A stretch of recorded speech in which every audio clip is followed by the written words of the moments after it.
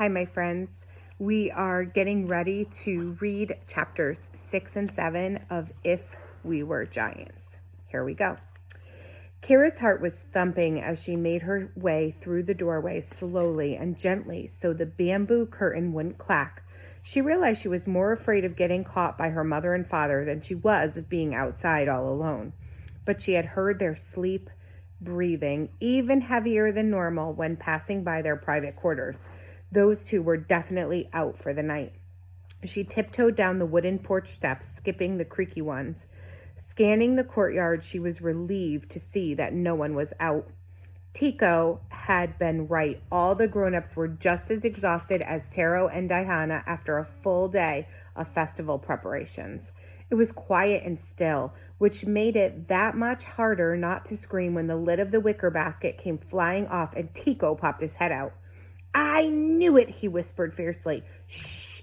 Kira made a keep it down gesture and pointed at the hut. "You've been acting weird all evening," Tico said a little more quietly. "I knew you were up to something." "It's nothing," Kira shook her head. I left something. You know, in your secret spot. I have to sneak back there and pick it up." Tico pointed to the knapsack Kira was wearing. "Then why did I see you packing leftovers, a map, and your cutting stone?" Kira sighed. What kind of a storyteller was she going to be if she couldn't even lie convincingly to her brother? Tico leaned forward, eyes wide. "You're going outside, aren't you?" Kira realized there was no way out but straight through. "Okay, yes, I am, but it's only for a few hours. I'll be home before anyone wakes up." She glanced back at the dark windows of the hut. "But you can't tell Maha or Paha, you promise?" "Of course I promise." "Whew, thank you so much, Tico. If they found, because I'm going with you." He clambered out of the basket, then reached back inside and pulled out a knapsack of his own. "I'm already packed." "No way," Kira said. "Not going to happen." "Then you're not going either." He turned toward the hut, cupped his hands around his mouth, and took an exaggerated breath as if preparing to yell. Kira clamped her hand over his face. "You wouldn't." Tico nodded slowly. He totally would. She sighed again and removed her hand. "Come on, Kira," Tico pleaded. "I'll be good, I promise. I could even help you." Kira chewed her lip and looked around the dark courtyard. She wasn't going to get as good a chance as this again, and with Tico apparently watching her every move, she might never even get another chance. She reluctantly concluded that he was right and she was going with him or not at all. She fixed him with a stare. "Rule number 1 is that you do everything I say." Tico grinned and nodded so hard it looked like he was trying to shake something out of his hair. "And rule number 2 is that you do everything you say. I got it. Really and truly, Kira, you can trust me." A few minutes later, they were creeping from terrace to terrace, hugging the interior rock wall to stay in the shadows. Their stealth was unnecessary, though. All was quiet throughout Zadu. It was a boring night for the watchers on duty. When they neared the eastern exit, Kira put a finger to her lips and motioned for Tico to crouch behind a stack of firewood. "When I give this signal, you race straight for the tunnel. No stopping or looking back, understand?" Tico nodded solemnly. Kira reached into her knapsack and withdrew a stone, then threw it underhand so it rolled after it hit the ground, clattering noisily. Next, she ducked down behind the firewood with Tico and peeked over the top of the stack. A moment later, a watcher emerged from the crack in the wall to investigate the noise. As soon as he was far enough away, with his back turned to them, Kira grabbed Tico's hand and they raced into the tunnel together, twisting this way and that through its curves. Then they popped out under the vast night sky. Just like that, as on her previous trips with Paha, it felt exhilarating, but she knew they couldn't stop to take in the moonlight landscape. The watcher would be back in just a moment, and things were much brighter out here. She tightened her grip on Tico's hand and had to pull him hard to get him moving, as his mouth was agape and his head was on a swivel as he got his first unobstructed view of all the stars in the night sky. She led him up a path on the outside of the volcano that curved above the secret entrance and away from the gaze of the watcher. They would head diagonally toward the rim of the crater for a while, then loop their way back down to the base and finally across the plains toward Nafalu. This was real. They were doing it. The going was a bit slow as Tico, his head permanently craned upward, stumbled over rocks or stepped into holes as they waded through the tall grass of the plains. "Watch where we're going, Bird Brain," Kira whispered as she caught her elbow and set him upright once again. "I'm sorry, He spread out his arms to indicate the night sky. "I've never lived without walls, you know." It was hard for Kira to stay annoyed, as she knew exactly what he was talking about. On her first trip outside, Taro had let her ride in the cart almost the entire time so that she could simply take everything in. As for this journey, Kira was using the stars to navigate as she had been taught. She also periodically stopped to study the map, one of Paha's by the moonlight.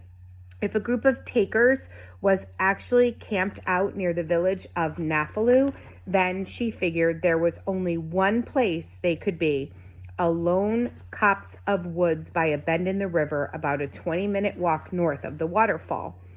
And if her calculations were correct, they should be getting close. In fact, that dark clump of vegetation rising up from the plains ahead of them was likely the spot. She stopped Tico and put her hands on his shoulders. "I need you to really listen to me," she whispered. "I know you are very clever, and starting now, I need you to act like you do when you're sneaking to your secret spot, okay? Very quiet and alert."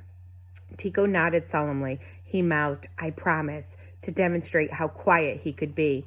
"We're going to tiptoe over to that group of trees." She pointed to the woods in the distance. "And we're going to see if there are some people camped out there." "What people?" "I'm not sure. There might not even be any, but if there are, we need to count them and get a quick sense of what their camp is like. And that's all. As soon as we do that, we're going to hustle right back home and get into bed." Tico nodded some more. "And why are we doing this?" Kira slowly touched a fist to her forehead, hoping that the gravity of the situation would sink into Tico's brain. "We protect Zadu." "Are these," his eyes went by, "are they bad people?" She wasn't sure how to answer. When the strange man in Luke Y had described the takers, Kira thought he was making everything up.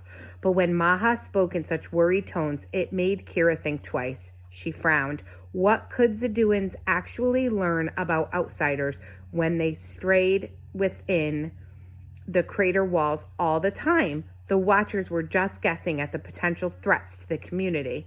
"You know what? It doesn't matter because they're not going to see us, right?" The answer was as much to calm her own rising nerves as it was to satisfy Tico. "Right. Good. So I need you to forget about all those stars up there. Watch where you're walking and be super quiet until we make it back out here. Sometimes a true Zaduan warrior has to rely on stealth instead of might." Tico puffed out his chest at those words. "I promise," he said as he touched a fist to his forehead. Kira marveled at how much he looked like Taro in that moment. It was oddly comforting. Her plan was to enter the copse of trees to shield themselves from view. Being out on these wide open plains was starting to make her feel nervous, even if the tall grass did a good job of concealing them. Then they would slowly creep around the perimeter to see if they could discover anyone inside. As it turned out, spying wasn't necessary because as soon as they got close to the mini forest, they could clearly hear the people within. Kira couldn't believe how noisy they were, shouting and laughing and carrying on even at this time of night. These people had broken the first rule of camping by scaring off any potential game animals. With the racket they were making, she'd be surprised if there were any birds left in the trees. As they entered the forest and the light dimmed considerably, this little adventure started to seem like a very bad idea. She didn't want to take Tico any closer, but she certainly couldn't leave him here on his own. What if she couldn't find him again in the dark on her way back out?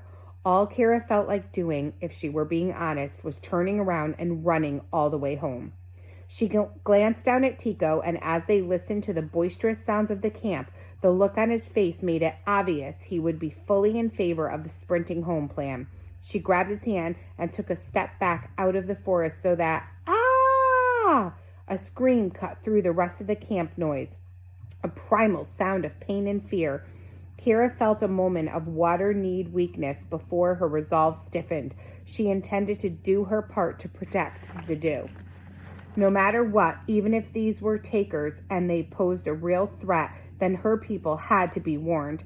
Kira would find answers because Vidu deserved them. No, please stop! The anguished pleas tore through the night air. Kira took a deep breath. She would summon her courage and investigate, but she would not risk Tico's safety any more than she already had. Scanning the woods around them, she picked out an unusual tree that would be easy to find again. It had a broad trunk and long branches that drooped in a dome-like shape, nearly touching the ground. Tico would be safely concealed up there. Come here, she whispered. He complied without hesitation, clearly glad to have something to do other than stand there and listen to those horrible sounds coming from the camp. Kira cupped both hands at her waist to form a foothold. Step here, she whispered, and grab that thick branch to pull yourself up. When her little brother had clambered into the branches, Kira pulled hard on the straps of her pack, cinching it tight to her body so that she'd be able to maneuver better. Tico proved to be a natural at climbing trees, and soon they were some 30 feet above the ground.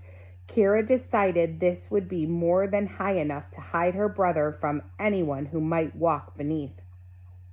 She got close to his face. You are going to stay here until I return. Do not move from this spot and do not make a noise. Understand? But I want to help. Kira raised a hand to cut him off. I stayed true to my word. You are outside. But now you will hold up your end of the bargain and do as I say. You will stay here until I get back. Another scream tore the night apart to punctuate her command. Tico gulped and nodded slowly. Kira leaned forward and kissed him on the forehead. Then she turned and scrambled along a limb and leaped to a branch of a neighboring tree. She remained high above the forest floor as she made her way toward the sounds of the camp. Eyes accustomed to the dim light, hands and feet trained to find secure grips. Soon she was close enough to see the flickering light of campfires. Kira poked her head through a thick screen of leaves to find a limb on the next tree that could support her weight. And suddenly there was a camp spread out below her. The first thing she noticed was the size of the group. There were a lot of people, mostly men, but a few women too, sitting around the fire. No children that she could see, and nearby, tied to a tree, was a dog. Kira's breathing became shallow. She knew dogs had keen senses and hoped it wouldn't detect her. After Kira had wrapped her mind around the huge number of people in the camp, there was time to focus on the individual members, and she immediately regretted it. The word used by the uninvited storyteller back in Luke Y was disturbingly perfect, monstrous. These intruders were so abnormally tall, it looked like they had been stretched thin in some places. They were almost skeletal in their long arms and gaunt faces, but they had broad shoulders and big, powerful haunches. Their skin appeared leathery and tough, dimpled and a uniform ashy gray color like a rhinoceros's. Kira wondered if they came from a desert environment where the tough exterior would protect them from heat and sandstorms. Also, they each had a shock of bone-white hair, which she figured would have been bleached over time by prolonged exposure to the sun. And their clothes. There were no animal hides or cloth robes. Instead, these people wore thick coverings of what looked like leather and some sort of shiny, hard material. They looked ready for battle, a real one. Where could they possibly have come from? The unsettled feeling in Kira's chest that these people didn't belong here was about more than just their strange appearance. They seemed so clumsy as they lumbered around. They had somehow knocked down several small trees to clear a space for the camp, leaving logs and stumps for benches, and had recklessly trampled all the other vegetation nearby. From her bird's eye vantage point, it looked to Kira like an evil lumbering giant from one of her father's scary stories had stamped an enormous foot in the middle of the forest and left his ragged clearing behind. Kira's stomach felt queasy. This went against everything she had been taught. Inside the volcano, each action one took could potentially affect others, so Saduans behaved considerably. These takers careened around as if nothing mattered. Most unnerving of all was the source of those screams. A man much smaller than the others was dressed to the waist in the robes of the Naphalu, was tied to a tree. His feet were lashed to the trunk where his arms were stretched painfully high over his head and bound to branches above. People were occasionally punished for crimes in Zadu, but never like this. She wondered what horrible transgression the Naphalu man had committed. One of the takers, taller than the rest somehow and thicker through the shoulders, with a bright red streak running through his white hair, stalked over to the tree and yelled into the criminal's cringing face. Then he stopped shouting. Red Streak stepped back several paces, then flung one hand back over his shoulder. He was holding the handle of a leather strap, like something you might use to prod livestock, only this was much longer. He whipped his arm forward and the strap cut through the air. As the end of it snapped, it made a tremendous crack that cut through the noise of the camp and opened a bloody slash on the villager's chest. Kira gasped, then covered her mouth. Tears sprang to her eyes and bile rose in her throat as she realized that the poor man already had several cuts across his bare torso, the fresh wounds glistening in the firelight. He screamed again and contorted his body against the tree trunk as if to get away, but there was no escape. Kira's first instinct was to run back to Tico, but fear had rooted in her place. She didn't want to make any noise and risk being discovered by the man with the strap. After stepping close to the villager again, Red Streak turned and addressed his group. He roared out a stream of unfamiliar words. Kira tilted her head and wrinkled her brow.